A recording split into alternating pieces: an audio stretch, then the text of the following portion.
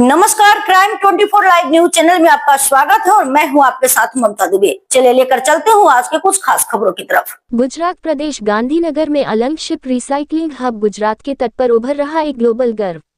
Vibrant Gujarat regional conference VGRC Kutch और सौराष्ट्र के मंच से दुनिया को अलंग की 40 साल की उपलब्धियां दिखाई गईं। अगले 10 सालों में 15,000 जहाजों को रिसाइकल करने का राज्य का बड़ा विजन।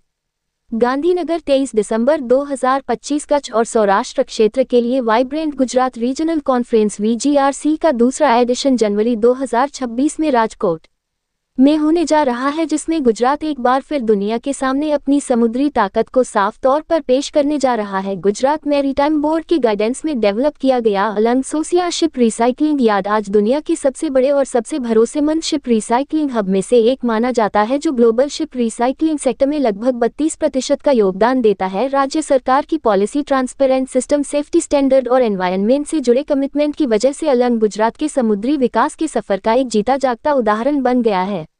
अलंग में अब तक 8,800 से ज्यादा जहाजों को सुरक्षित और रेगुलर रिसाइकल किया जा चुका है और 99.95% तक मिले सामान का दोबारा इस्तेमाल किया जा रहा है, जिससे ये जगह ग्रीन इकोनॉमी मॉडल का एक बड़ा उदाहरण बन गई है। चाहे खतरनाक सामान हो या गैर खतरनाक, यहाँ हर चीज का साइंटिफिक तरीके से डिस्पोजल पक्का किया जाता है। अभी अलंग में 128 में से 115 प्लॉट पूरी तरह से हांगकांग कन्वेंशन HKC कंप्लायंट है और अलंग को दुनिया का सबसे भरोसेमंद ग्रीन रिसाइकलिंग सेंटर माना गया है और HKC जून 2025 से दुनिया भर में लागू किया जाएगा।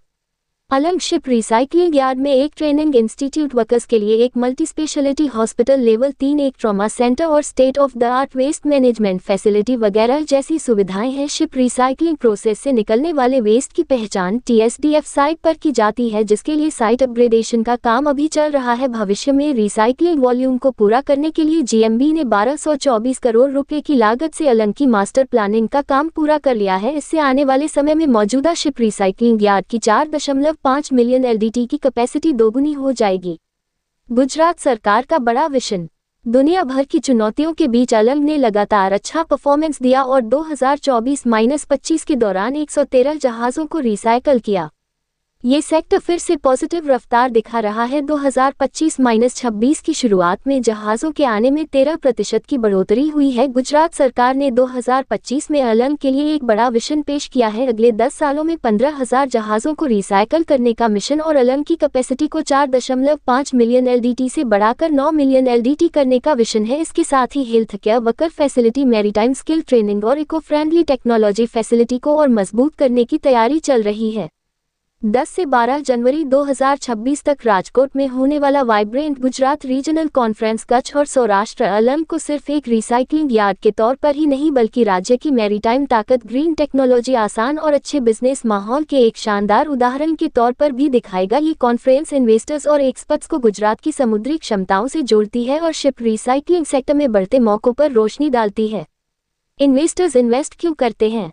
अलंग दुनिया के सबसे बड़े शिप रिसाइकलिंग मार्केट में से एक है। ग्लोबल मार्केट में 32% का योगदान देते हुए यह बड़े बिजनेस वॉल्यूम और लगातार रेवेन्यू की गारंटी देता है।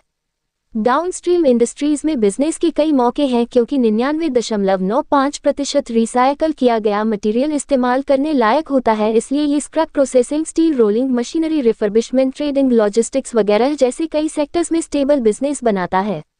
राज्य सरकार की इंसेंटिव पॉलिसी, खासकर लॉन्ग टर्म समुद्री policy, port ecosystem, modern infrastructure, आसान लाइसेंसिंग, ये सभी इन्वेस्टर्स को भरोसा दिलाएंगे।